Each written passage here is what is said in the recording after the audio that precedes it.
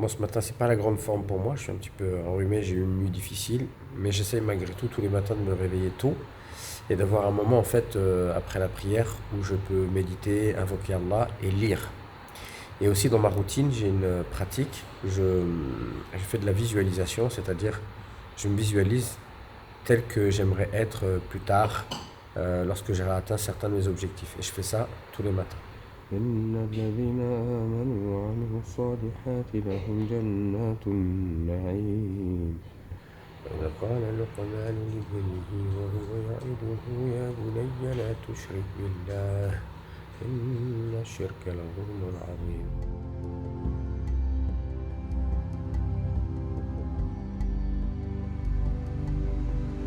J'apprends à découvrir le paysage parce que je l'ai découvert en été. C'était pas les mêmes couleurs et là on est au mois de janvier. C'est d'autres couleurs, c'est d'autres ressentis, mais c'est magnifique tout de même.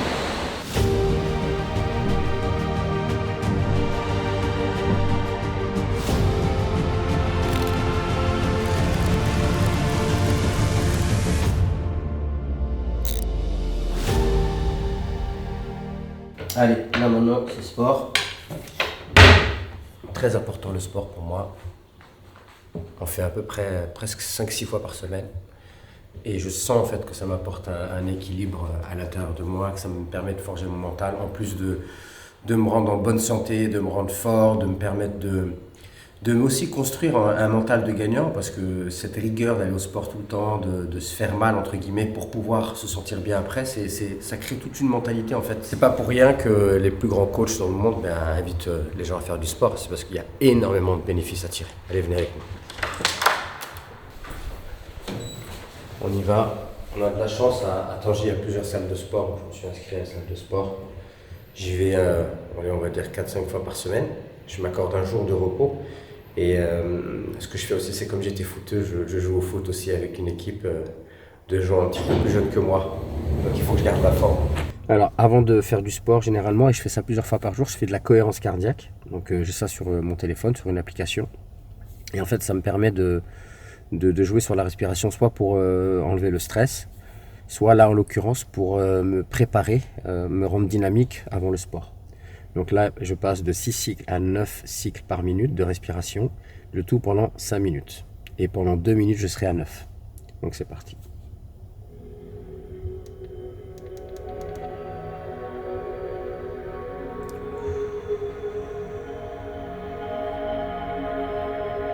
J'inspire avec le nez.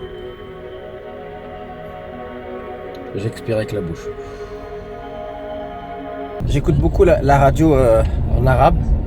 D'une part parce que j'aime bien écouter l'arabe littéraire de gens qui parlent très très bien. Et puis il y a quelques radios que j'écoute. Il y a la radio, une radio qui propose des programmes religieux. Je crois que c'est la radio Mohamed Siadis. Et puis il y a aussi parfois des programmes, des émissions qui sont vraiment bien, où c'est des psychologues qui interviennent.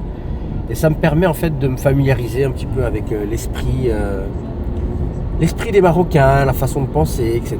La dernière fois j'écoutais un programme où c'était un psychologue marocain qui parlait de la prise de décision, et il décrivait différents profils, des gens qui avaient du mal à prendre des décisions. Et il dit il y a des gens qui ont du mal à prendre des décisions parce que, par exemple, une des causes est qu'ils ont peur du regard d'autrui. Et après il commence à donner des exemples. Il dit par exemple, nous dans notre société, il dit c'est connu au Maroc, si vous avez une maison, il y a une pièce et c'est la plus belle pièce de la maison, c'est pour les invités, il faut jamais y aller. Et quand les invités viennent à la maison, on sort la meilleure nourriture. Il dit là par exemple, eh bien les enfants dès le plus jeune âge, s'ils veulent aller dans cette pièce, ils vont être réprimandés. Et il dit donc regardez, dans cette famille-là, on apprend aux enfants non pas à vivre pour soi, mais à vivre pour les invités. Et donc voilà, tout ça, ça me passionne, je trouve ça très intéressant, ça me permet de mieux m'insérer dans ma vie au Maroc. Ma séance de sport, je la commence avec un échauffement. Je vais faire 10 minutes de tapis. Généralement, je fais 5 minutes vraiment doucement, et puis 5 minutes où j'accélère un petit peu. Le but, c'est de monter la fréquence cardiaque, et puis de commencer à chauffer.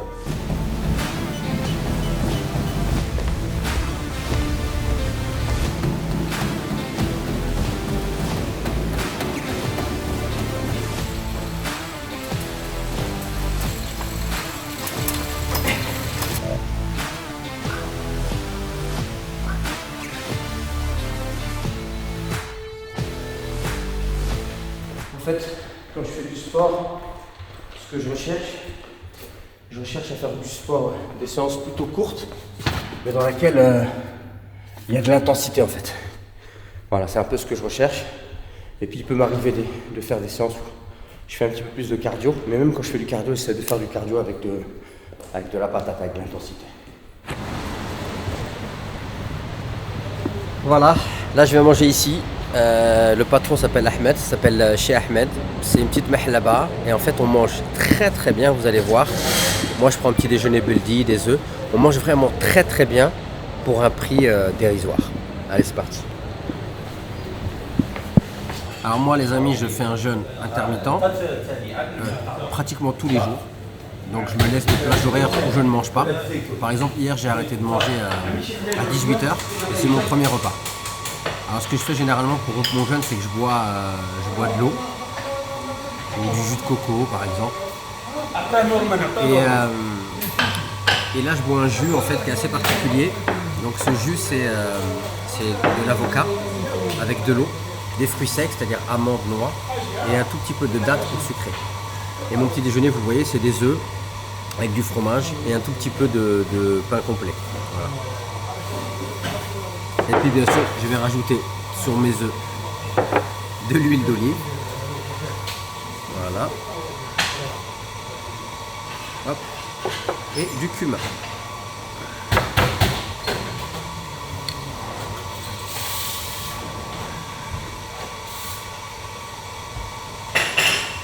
Voilà, je me suis fait plaisir, j'ai bien mangé et maintenant je vais passer à une autre phase de ma journée, c'est que j'ai une masterclass que je vais préparer. Donc je vais aller chercher mon ordi et je vais me mettre à bosser. J'ai déjà commencé et je vais finaliser maintenant.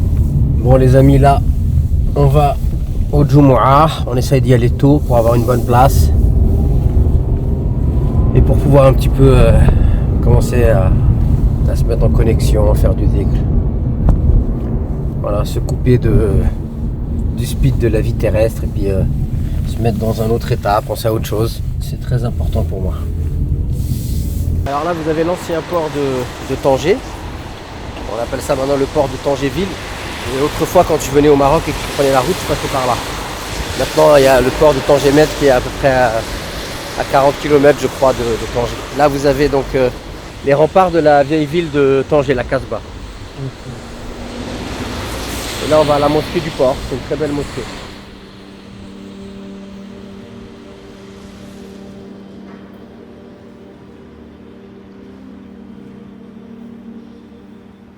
Les amis, voilà, après l'effort, le réconfort, c'est-à-dire après le sermon du vendredi, la prière du Jumu'ah, il y a une tradition, on se retrouve pour un bon couscous. Et les Tangérois font beaucoup ça de manière générale au Maroc. Et ben on a pris le pas. On faisait pas trop ça en France, mais maintenant ça y est, on devient des Tangérois. Il y a ma bismillah. Il y a aussi le ben ici là, qui vient de la mahlaba. Voilà. Par contre, moi je vous préviens, parce que je sais que ma femme elle aime bien tout ce qui est déco. Moi je mange directement à l'assiette, à l'ancienne.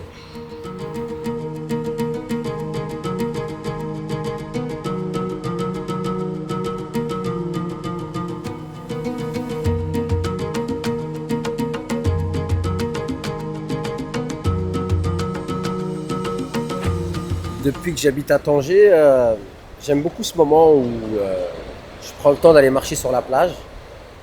Déjà, je trouve que ça me permet de me vider la tête. J'aime bien aussi, j'ai une sensation de respirer qui est vraiment très agréable. J'ai vraiment l'impression de me ressourcer en fait. Et puis je prends le temps très souvent de marcher sur la plage et de faire mes invocations soit du matin ou soit de l'après-midi. Yallah, bismillah.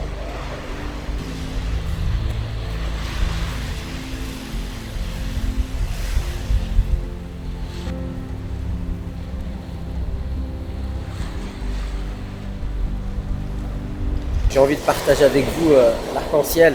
Moi, ça faisait très longtemps que je ne voyais plus l'arc-en-ciel. Ça me rappelle mon enfance, quand j'étais petit, j'étais très attentif à ces choses-là. Et là, depuis que je suis à Tanger, ça doit faire plusieurs fois que je vois des arc-en-ciel. Et là, on en voit juste une petite partie, mais c'est vraiment magnifique.